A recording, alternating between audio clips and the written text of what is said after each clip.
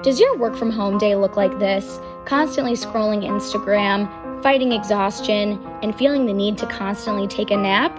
Or does it look like this? Being productive, answering emails, and effectively being able to check everything off of your to-do list? If you want to be like person number 2, today's video is going to show you how to overcome procrastination and learn how to be more productive. Hi everyone, in today's video, I want to talk about how you can stay motivated and productive at home. I know a lot of people have been recently informed that they won't be going back into their offices for the remainder of the year, and that can be really daunting, kind of not really having an end in sight to working from home. And I know for a lot of people, working from home is a new concept and can be really distracting and really hard to get things done. It can be really tempting to just lay on your couch for 5 minutes after you eat lunch, or just scroll Instagram because your boss isn't there watching you. But all those things can be a very slippery slope into a day full of unproductivity. In today's video, I want to give you some tips that have worked for me, and these aren't necessarily just tips for working. It's really just staying productive and not getting overwhelmed if you are having to stay at home all day. My first tip is to keep a planner or either some type of notebook to write everything down that you need to achieve the next day before you go to bed. I feel like when I write everything down before I go to bed and I actually see it in writing and I can visualize my day for the next day, it feels a lot less daunting because I know what's on my agenda for the next day. And I know most people keep like a calendar for work calls and work meetings and things like that. But if you need to keep something separate for personal tasks that need to get done that day too, again, it feels less like, okay, well, since I'm home today, I have a million things I could do. Laundry, cleaning out that closet that's been staring at me for months. If you write down what you need to get done, you can keep yourself on track and feel less overwhelmed about all of the things you could do if you had extra time. Also, when you can actually cross off accomplishments, there's something that just feels very satisfying about that. To go along with that, another tip that I have is to not actually put times next to events that don't need to get done by a certain time. If you have a meeting at a specific time, that's different. But if your tasks for the day are working out, dropping something off at UPS, putting in a load of laundry, I've found that if I don't put a time next to it, I don't feel as bad about myself if I don't get it done at that time. The next tip is my least favorite tip, but of course, we all know that it's good for us, which is working out. Everyone's always like, yeah, working out's so good for your mental health and it's so good for your productivity and motivation. And you know what? It is. They're not lying.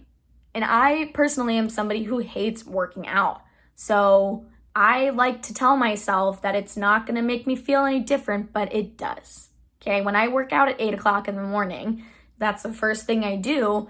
I'm always like, wow, I feel so motivated to do other things today. You don't have to do anything big or crazy. It can literally just be going on a 30-minute walk. Even just doing something for 30 minutes that's going to raise your heart rate is going to make you feel more productive at some point in your day. Either if it's in the morning, or a good time to do this is if you get that afternoon slump after lunch. Instead of accepting the need to kind of like crawl to your couch and take a little rest, use that time to go on a walk. It gives your brain a change of scenery if the weather permits for you to go outside. It gives you a change of scenery, gets your blood flow going, and can help kind of beat that low energy feeling, especially in the middle of the day or towards the end of the day. My next tip is to set a time for yourself to stop working every day. And I know this one's really hard, especially if every day your schedule changes. But if your schedule changes every day, still set a time that says, today I want to stop working by 7 o'clock or 8 o'clock or whatever time it is, and try to stick to it. Because if you wake up and you say to yourself, I have all day to finish all these things, it's going to take you all day to finish them. But if you say, okay, I only have until 6 o'clock tonight to get everything done, it's going to give yourself less time to procrastinate. And another thing that I've found helpful in this regard is to plan something for that time or like right after that time so that I have to stick to it. So if you want to have a call with a friend at 6 o'clock, you need to tell yourself, okay, I'm gonna be done working at 6 o'clock because I'm gonna have a call with my friend, or I'm gonna play a board game or something at that time, so you can say, all right, I need to be done by this time, instead of saying, I should be done, but if I'm not, it's not a big deal. Giving yourself structure in that way can really help beat procrastination. I know my next tip might seem lame to some people, but keeping a gratitude journal has really helped me with kind of breaking up the monotony of the day-to-day that is this time we're living in. I use the 5-minute journal, and this journal is really helpful. People might have heard of it. I will link it in the description box. I just got it on Amazon, and it's really helpful because, like it says, it only takes 5 minutes. It usually takes me way less than 5 minutes. It has prompts for the morning and for night. So the prompts are, I'm grateful for, and it's you write 3 things.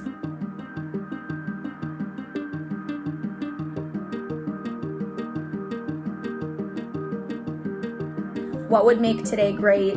You write 3 things.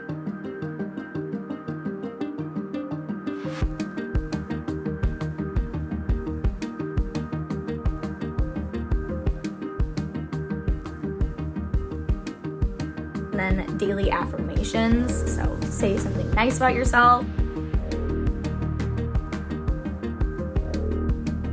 And then at the end of the day, it's 3 amazing things that happened today.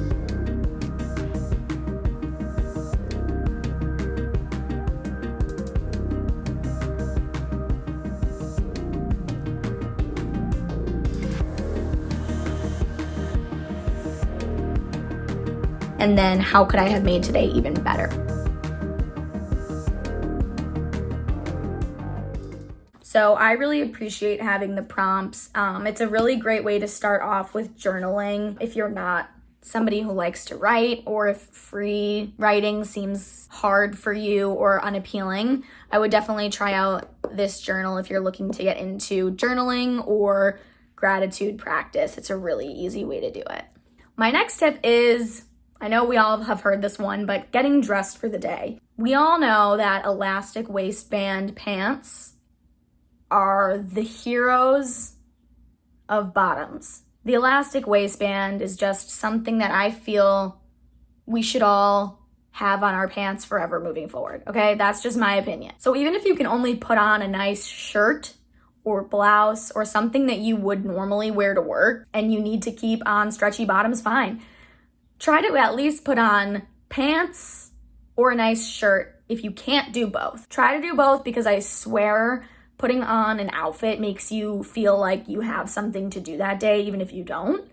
And it will just automatically make you want to do things. It tricks our little brains into thinking that we need to do things if we're dressed. If you wear makeup, put on a little bit of makeup, it'll make you feel less like a basement troll. I would say that's something that I have found usually makes me feel more productive no matter what, is either putting on makeup or putting on a nice shirt or real people pants. The last thing I want to mention is being nice to yourself. These times stink, and if a friend called you and said, hey, I'm having a really bad day, I didn't do anything today, my kids were screaming, my boss got mad at me, you would say to them, it's okay. We're all going through this together. It's okay to have a bad, unproductive day. But I realize that saying those things to yourself just sometimes does not work and does not make you feel better. So I'm here to say to you, it's okay if you had a bad, unproductive day. All you can do is try to make tomorrow better than today, even in the smallest way. And if you're having a bad day, that just means the bar is set pretty low. So you're kind of just setting yourself up for a win for tomorrow by it hopefully being even a little bit better than today. So don't beat yourself up. Just try to do better tomorrow. That's really all we can do at this point, is kind of live day to day and moment by moment and hope for the best. So that's it for today's video, you guys. I really hope you learned something new from this, or learned a tip that you can implement in your life. And I'm not saying to try to do these all every single day. Even if you can only just do one of them, hopefully just one thing can really improve your productivity and your day-to-day just feeling a little bit better about yourself.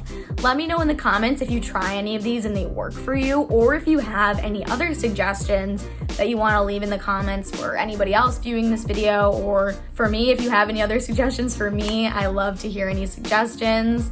But if you liked this video, please give it a thumbs up and subscribe to my channel. I really, really appreciate the support, and I hope to see you guys in my next video.